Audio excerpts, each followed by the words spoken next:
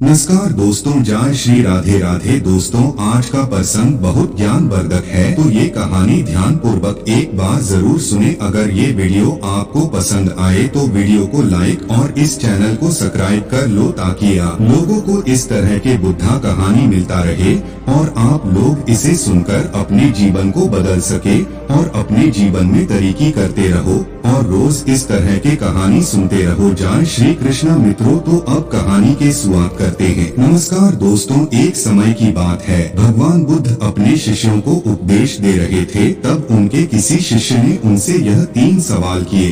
पहला, कौन किसके भाग्य का खाता है? दूसरा, संसार का सबसे बड़ा बलवान कौन है? तीसरा, जो अपनी बात से मुकर जाता है उसका अंत में क्या अंजाम होता है? गौतम बुद्ध कहते हैं, तुम्हारे यह तीनों ही प्रश्न बहुत ही महत्वपूर्ण हैं, क्योंकि इन तीनों प्रश्नों के उत्तर हर मनुष्य को जानना बहुत जरूरी होता है। इसलिए मैं तुमको यह कहानी सुनाता हूँ। उस कहानी में तुमको तुम्हारे इन तीनों प्रश्नों के जवाब मिल जाएंगे। कृपया तुम कहानी को ध्यान लगाकर सुनना। एक जंगल में एक विशाल बरगद का पेड़ था। उस पेड़ पर एक बाज पक्षी रहता था। उस बरगद से थोड़ी ही दूर पर एक बिल था। उस बिल में एक सर्प रहता था। फिर एक दिन जैसे ही सर्प बिल से बाहर निकलने लगा तो उस सर्प को वह बाज पक्षी देख रहा था। जब सर्प बिल से बाहर निकालने लगा तो उसी समय बाज सर्प पर झपटा, परंतु सर्प अपने बिल से अधिक बाहर नहीं निकला था, इसलिए वह वापस बिल में चला गया। फिर थोड़ी देर बाद सर्प ने अपना मुंह बिल से बाहर निकाला और देखने लगा कि बाज पक्षी यहीं पर है या कहीं पर चला गया। फिर वह बाज पक्षी दोबारा उस सर्प पर झपटा, परंतु वह फिर से वापस अपने बिल के अंदर छुप गया। जैसे ही सर्प अपने बिल से बाहर निकलने का प्रयास करता तो बाज उस पर हमला करता और उसे उठा कर ले जाने की कोशिश करता। बाज मन में सोच रहा था कि जब भी तू बाहर निकलेगा तो मैं तुझे अपना भोजन बना लूंगा। और सर्प उस बाज के डर से बिल में छुपा रहता है। जब सर्प को उस बिल में रहते हुए काफी समय हो जाता है तो सर्प मन में विचार करने लगता है कि यदि राजा कालू कहीं से आ जाए तो वह दूसरों के कष्टों का हरण करते हैं और राजा कालू ही ऐसे हैं जो मुझे इस बाज से बचा सकते हैं। तो राजा कालू को याद करता हुआ सर्प उस बिल में छुपा रहता है और जो भी उस मार्ग से निकल कर जाता तो उसे सर्प कहता कि भाई कोई मेरी बात राजा कालू तक पहुंचा दो या मुझे राजा कालू से मिला दो, तो मैं उसका जीवन भर एहसानमंद रहूंगा। फिर एक दिन राजा कालू, जो दूसरों के दुखों को दूर करते थे, वह जंगल में जा रहे थे और उसी मार्ग से निकल कर जा रहे थे। तभी सर्प को पता चला कि रास्ते से कोई जा रहा हो, तो वह सर्प बिल के अंदर से ही कहने लगा, भाई कोई मुझे राजा कालू से मिला दे तो मैं उसका जीवन भर एहसानमंद रहूंगा। यह बात जब राजा कालू ने सुनी तो राजा कालू कहने लगा, क्यों भाई, आपको राजा कालू से क्या काम है? तो सर्प कहने लगा, देखो भाई, राजा कालू दूसरों के दुखों का हरण करते हैं और मैं बहुत दिनों से इसी बिल में पड़ा हुआ हूँ। मैं बहुत दुखी हूँ। यदि मैं इस बिल से बाहर निकलता हूँ तो इस वृक्ष पर एक बाज पक्षी का निवास है। वह बाज मुझ पर उसी समय हमला करता है, इसलिए मैं इस बिल से बाहर नहीं निकलता हूँ और न ही मुझे कुछ खाने को मिलता है। मैं ऐसे ही इस बिल में पड़ा हुआ हूँ, ऐसे ही अपना जीवन व्यतीत कर रहा हूँ। राजा कालू कहने लगे कि हे सर्पराज, मैं ही राजा कालू हूँ, बताओ तुम्हारे कष्ट का निवारण कैसे करूँ? तो सर्प कहने लगा, हे महाराज, जैसा आपको उचित लगे ऐसा ही कीजिए, लेकिन मेरा इस बात से पीछा छुड़ा दीजिए, नहीं तो यह एक दिन मुझे मार डालेगा। राजा कालू कहने लगे, हे सर्प महाराज, तुम कहो तो मैं तुम्हें इस वन में कहीं दूर छोड़ दूं। सर्प कहने लगा, महाराज, जब आप मुझे दूर छोड़ने जाओगे तो यह बाज हमें देख लेगा और यह वहीं पर जाकर फिर से बैठ जाएगा और मौका मिलते ही यह मुझे मार डालेगा। राजन, आप मुझे कुछ समय के लिए आपके अंदर में बिठा लीजिए, आप पेट में बैठने के लिए मुझे स्थान दे दीजिए। जब इस बाज को पता नहीं चलेगा कि सर्प कहाँ गया और मैं तुम्हारे साथ इस वन से बहुत दूर चला जाऊंगा और आगे जाने के बाद मैं तुम्हारे पेट से बाहर आ जाऊंगा। राजा कालू कहने लगे, ठीक है सर्प, आज आप मेरे पेट में प्रवेश कर जाइए। राजा कालू अपना मुंह खोल देते हैं और वह सर्प राजा विक्रम के पेट में प्रवेश कर जाता है और राजा कालू के पेट में जाकर के बैठ जाता है। जब राजा कालू वन में आगे गए और आगे काफी दूर पहुंचने के बाद उस सर्प से कहने लगे कि हे नागराज, अब आप मेरे पेट से बाहर आ जाइए, अब यह सुनसान वन है, इसमें कोई बाज आपको परेशान नहीं करेगा। यह बात सुनकर नागराज कहने लगा कि नहीं महाराज, अब मैं आपके पेट से बाहर निकलने वाला नहीं हूँ। राजा कालू ने कहा, क्यों भाई, आपने तो मुझसे यह वादा किया था कि आप मुझे आगे सुनसान वन में छोड़ देना, मैं आपके पेट से बाहर निकल जाऊंगा। अब क्या हुआ, सुनसान वन आ गया, अब आप बाहर निकलिए। सांप कहने लगा कि देखो महाराज, जैसा रहने का आनंद आपके पेट में है वैसा उस बिल में नहीं मिलता, अब मैं तुम्हारे पेट से कभी बाहर नहीं निकालू। राजा कालू मन में सोचने लगे कि यह तो बड़ा ही दुष्ट सर्प है, अब मैं क्या करूं? और उसके जहर के प्रभाव से महाराज कालू का पूरे शरीर से कोट फूटने लगा। महाराज कालू के शरीर से कोट निकल आया। राजा कालू मन में सोचने लगे कि अब मैं यदि राजधानी को वापस जाऊंगा तो यह अभी संभव ही है, क्योंकि मैं इस वक्त खोड़ी हो गया हूँ और मुझे इसी वन में रहकर इस नागराज से भी छुटकारा पाना है। यह सोचकर महाराज कालू एक पेड़ के नीचे झोपड़ी बनाकर सो जाते हैं। उनके शरीर से को टपकने लगा और बदबू आने लगी, जो कि सर्प का जहर था। सर्प कुंडली मारकर राज कालू के पेट में बैठा हुआ था। राजा कालू उस वन में पड़ी हुई एक कोड़ी की हालत में है। अब इधर उन्हीं के समय एक प्रसिद्ध राजोवीर था। राजोवीर और रामबवीर नगरी के महाराजा थे।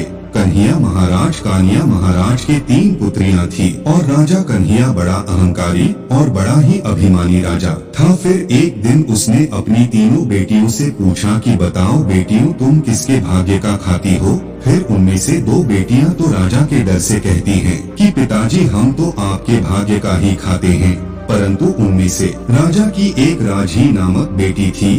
वह राजी अपने पिता कन्हैया कहती है कि नहीं पिताजी, मैं किसी के भाग्य का नहीं खाती हूँ, मैं तो केवल अपने ही भाग्य का खाती हूँ। उस बेटी की बात सुनकर राजा को बहुत क्रोध आया और राजा ने उसी समय नाई और ब्राह्मण को बुलाया और नाई और ब्राह्मण से कहने लगा कि इन दोनों बेटियों का रिश्ता तो आप किसी राजा के यहाँ करके आइए, और जो यह बड़ी वाली बेटी है इसका रिश्ता किसी कूड़ी कलंक की या जिसके हाथ पैर नहीं हो उसके साथ करके आइए। फिर राजा का आदेश मिलते ही नाई और ब्राह्मण उन तीनों बहनों का रिश्ता करने के लिए चल देते हैं। उन्होंने राजा की दोनों छोटी बेटियों का रिश्ता तो राजवंशों में कर दिया, परंतु तीसरी बेटी के लिए वर ढूंढते ढूंढते हुए उसी वंश से निकाल कर जा रहे थे जिस वन में राजा कालू अपनी झोपड़ी में कोड़ी के रूप में पड़े हुए थे। उनके शरीर से कोर बह रहा था तो राजा कालू को देखकर नाई और ब्राह्मण आपस में कहने लगे कि इससे अच्छा तो कोई व्यक्ति में नहीं मिलेगा, इसलिए इसके साथ ही राजा की लड़की का संबंध करके चलते हैं। फिर राजा कालू के साथ नाई और ब्राह्मण ने राजा की लड़की राजी का विवाह तय कर दिया और राजा ने भी बहुत जल्दी ही राजी को उस वन में ले जाकर कि वहीं उस खड़ी राजा कालू के साथ उसका विवाह संपन्न कर दिया। राजा कालू जैसे महापराक्रमी राजा समय की चपेट में आ गए और एक कुड़ी का जीवन गुजार कर रहे थे। वह लड़की बड़ी भी पतिव्रता थी। वह अपने पति राजा कालू की सेवा करती थी और वह दोनों छोटी बहनें जो थी वह बड़े बड़े राजाओं के घर में गई तो वह तो आराम की जिंदगी जी रही थी, लेकिन राजी राजा कालू के साथ दुखी जीवन काट रही थी। कहते हैं जो अपने नियम और सिद्धांतों पर रहता है और जो धर्म का पालन करता है, ईश्वर हमेशा उसे सुखी रखना ही पसंद करता है। भगवान उसे हमेशा आनंद प्रदान करता है। इसलिए जब उस झोपड़ी में रहते रहते राजी को राजा कालू के साथ बहुत दिन बीत जाता तो उस झोपड़ी के पास एक पीपल का वृक्ष था और उस वृक्ष के नीचे एक दूसरा सर्प का बिल था। तो एक दिन कालू सो रहे थे और रात्रि का समय था और राजी महाराज कालू की सेवा कर रही थी। उसी समय उस बिल से एक सर्प बाहर निकलता है और बाहर निकलकर जो राजा कालू के पेट में सर्प था उस सर्प से कहने लगता है, अरे दुष्ट, अपने वचन से मुकर गया तूने तो महाराज कालू से कहा था कि मैं दूर वन में जाकर तुम्हारे पेट से बाहर निकल जाऊंगा, और तो ऐसे परोपकारी राजा के पेट में जाग करके बैठ गया। तुम्हारे जहर के कारण राजा के पूरे शरीर से कोट निकाल आया। अरे तुझे शर्म नहीं आई कि तूने कितना गलत काम किया है, क्योंकि इतने समय में राजा कालू न जाने कितने ही जीवों का दुख दूर करते। वह सिर्फ आगे कहता है, यदि कोई सुन रहा हो तो मैं तेरे मरने का उपाय बताता हूँ। यदि कोई गंगा जल ला करके इस राजा को पिला दे तो तेरे उसी समय 100 टुकड़े हो जाएंगे और मल के रास्ते से बाहर निकल जाएगा। अब राजा के पेट के अंदर बैठा हुआ जो सर्प था वह दूसरे सर्प से कहने लगा कि तेरे जैसा भी मैंने कभी नहीं देखा। धन के खजाने पर कुंडली मार कर बैठा है। यदि यह धन मानव समुदाय के कल्याण के लिए लगाया जाता तो इससे ना जाने कितने मानवों का भला होता। मैं भी तेरे मरने का उपाय बताता हूँ। यदि कोई सुन रहा हो तो कोई पीपा तेल गर्म करके तेरे बिल में डाल दे तो उसी समय तो नष्ट हो जाएगा। और इस बिल वाले स्थान की खुदाई करेगा तो यहाँ पर अपार धन संपत्ति निकलेगी। उस बात को राजी बड़े ध्यान से सुन रही थी। राजी ने मन में विचार आया, यह राजा कालू है और इनके पेट में एक सर्प बैठा हुआ है। इस कारण महाराज के शरीर से कोढ़ निकाल रहा है। तो वह बेचारी राजी एक आर्षी के आश्रम पर पहुंचती है और उन आर्षी से अनुरोध करती है कि महात्मा मुझे एक गिलास गंगाजल की आवश्यकता है। आर्षी ने कहा, बेटी तुम कौन हो और गंगाजल का क्या करेगी? तो वह राजी कहने लगी है, मुनिवर मैं राजा तम कन्हैया की बेटी राजी हूँ और मेरे पति के लिए मुझे दवा के रूप में गंगाजल चाहिए। उस आर्षी ने उसे एक गिलास गंगाजल दे दिया। अब राजी गंगाजल लेकर जल्दी ही महाराज कालू के पास पहुँच गयी और पहुंचकर महाराज कालू से कहने लगे कि महाराज यह दवाई है आपके कोढ़ को सही करने के लिए, आप इसे ग्रहण कीजिए। राजा कालू उस गंगाजल को पी गए और जैसे ही राजा कालू ने उस गंगाजल का पान किया तो उस सर्प के उसी समय 100 टुकड़े हो गए। जो पेट में था वह सर्प नष्ट हो गया। वह धीरे धीरे राजा के शरीर से मल के रास्ते से बाहर निकल आया। अब तो राजा का कोढ़ धीरे धीरे सही होने लगा और कुछ ही दिनों में राजा का कोढ़ बिल्कुल सही हो गया। राजा का पूरा उपचार हो गया। राजा पहले की तरह स्वस्थ हो गए। अब राजा कालू से राजी कहने लगी है, महाराज मैं एक स्त्री हूँ, इस शहर में नहीं जा सकती हूँ, आप शहर में जाइए और एक पीपा तेल का लेकर आ जाए। राजा कालू कहने लगे कि राजी उस तेल का तुम क्या करोगी? चित्ररेखा ने कहा, महाराज आप पहले तेल का पीपा लेकर आइए, फिर मैं आपको बताऊंगी। फिर राजी की बात सुनकर राजा कालू बाजार में जाते हैं और वहाँ से एक पीपा तेल का लेकर आते हैं। फिर राजी वहाँ आग जलाती है और उस आग पर उस तेल को डोब गर्म करती है और गर्म करके उस सर्प के बिल में खाली कर देती है। जैसे ही उस बिल में वह गर्म तेल डाला गया तो सर्प की मृत्यु हो गई। राजा कालू से राजी कहने लगी कि महाराज स्थान को खोद दीजिए। फिर राजा कालू ने जब उस स्थान की खुदाई की तो वहाँ से अपार धन संपत्ति निकाली। राजी कहने लगी, महाराज देखिए मैं जानती हूँ कि आप जय नरेश राजा कालू है, परंतु मेरे पिता ने मेरा अपमान किया है और मुझे एक कोढ़ाई को दिया था, परंतु मैं मेरे भाग्य का खाती हूँ, इसलिए इसी स्थान पर मेरे पिता का जो महल है उससे अच्छा महल बनना चाहिए। राजा कालू कहने लगी, राजी तुम कैसी बातें कर रही हो? हम नरेश हैं, भला यहाँ पर महल क्यों बनाएंगे? आप उज्जैन नगरी को चलिए। ब्रिजघाट राजा कालू के कहने पर भी राजी नहीं मानी। फिर कालू राजा ने उस वन में एक शानदार महल का निर्माण करवाया। इस संसार में सबसे बलवान समय होता है और कोई बलवान नहीं होता है। जिसका समय अच्छा होता है वह आगे बढ़ता रहता है और जिसका समय खराब हो जाता है, जिसका समय विपरीत होता है, वह पतन की ओर अग्रसर हो जाता है। राजा कन्हैया पर एक दूसरा राजा आक्रमण कर देता है और उस आक्रमण में राजा पराजित हो जाता है और राज अपने परिवार हित प्राण बचाने के लिए उसी वन में पहुंच जाता है। जब वन में राजा भूखा प्यासा भटक रहा था, फटे हुए वस्त्र और भूख से पीड़ित और प्यास से राजा का गला सूखा जा रहा था, तो राजा घूमते घूमते उस राजी और राजा कालू के महल के नजदीक से गुजरता है। तो राजी अपने पिताजी को पहचान जाती है। राजी ने अपने एक सेवक को डोट भेजा और सेवक भेजकर महाराज कन्हैया, जो कि एक फटी हुई हाल में थे, उनके पास वस्त्र नहीं थे, उन्हें बुलवाया। कन्हैया ने सोचा कि यह न जाने कौन है और हमें क्यों बुला रही है। जब राजा कन्हैया उस लड़की के पास पहुँचे तो लड़की को पहचान लिया राजी कन्हैया से कहने लगी कि पिताजी मैं वही राजी हूँ और मैं आपसे यह कहती थी कि मैं मेरे भाग्य का खाती हूँ। देखिए मैं मेरे ही भाग्य का खाती हूँ, आपके भाग्य का नहीं खाती हूँ। आपने ने मुझे एक कुड़ी को दिया था परंतु मेरे भाग्य में तो एक सम्राट लिखा था। देखिए पिताजी मैं उज्जैन नरेश राजा कालू की पत्नी हूँ। राजा कन्हैया मन में विचार करता है और अपनी उस लड़की से अपने अपराध के लिए क्षमा मांगता है। इस संसार में सबसे बड़ा बलवान समय है और हर कोई व्यक्ति किसी दूसरे के भाग्य का नहीं खाता है।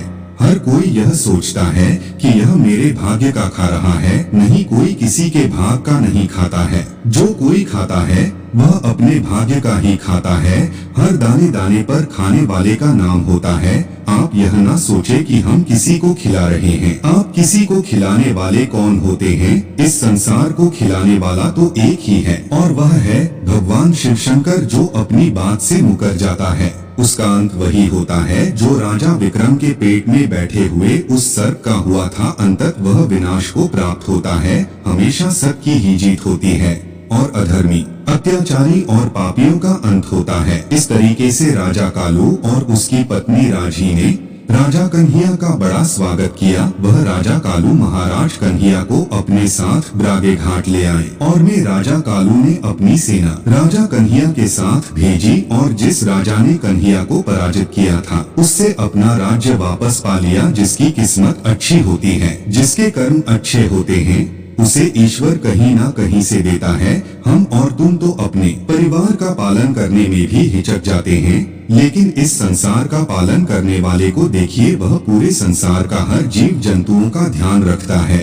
वीडियो अगर पसंद आया हो तो वीडियो को लाइक और हमारे चैनल बुद्धा वायरल इंस्पायरिंग को सब्सक्राइब करें और अपने दोस्तों के साथ शेयर करें। धन्यवाद और कमेंट करके बताएं वीडियो कैसी लगी। हमें आपके सपोर्ट की बहुत आवश्यकता है। धन्यवाद।